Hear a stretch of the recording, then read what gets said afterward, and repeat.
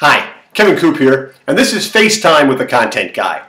So a couple of weekends ago, we had a conversation with our 18-year-old daughter that I don't think many parents really want to have. We got up to her college for Parents' Weekend, and we took her out for dinner, and over dinner, she sort of casually dropped the idea that maybe it would be kind of interesting if she got a little tattoo. A little tattoo?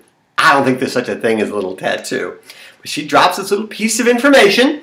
So Mrs. Content Guy, who normally is pretty reasonable about these kinds of things, though she's always told the kids, listen, if you want to get piercings, I get that, but tattoos, not so crazy about because, they're sort of permanent, and I'd you'd rather not, permanently, mark up the body that I gave birth to.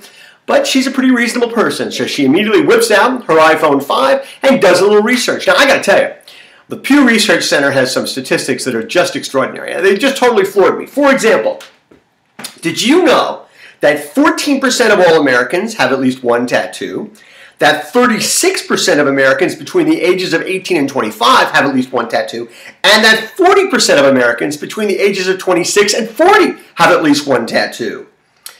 5% of Americans say that they've covered up one tattoo by having another tattoo. This is interesting. 32% of Americans with tattoos say they're addicted to ink. I'd never heard that one before. And 17% of Americans, just 17% of Americans, mind you, say that they have some regret about having gotten a tattoo. Now, here's the interesting thing. That the business side of the tattoo business just floored me.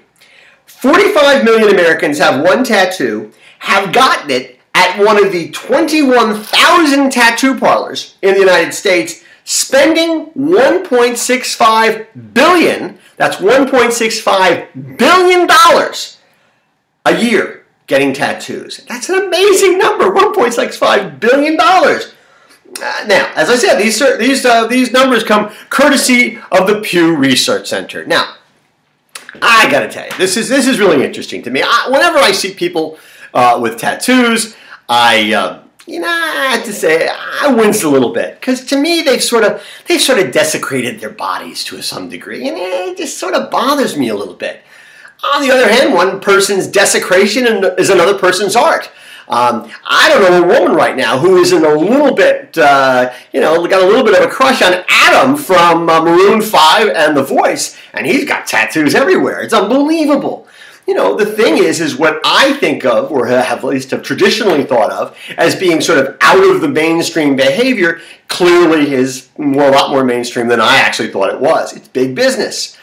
And the thing is, I think there is a business lesson here in all these numbers. I mean, in all of our businesses, we have to adjust to the idea that the next generation of consumers and employees may have different attitude towards things like tattoos than we have. They may have a lot of different kinds of attitudes. It may have to do with tattoos. It may have to do with piercings. It may have to do with gender roles. It may have to do with work-life balance. It may have to do with a lot of different kinds of things.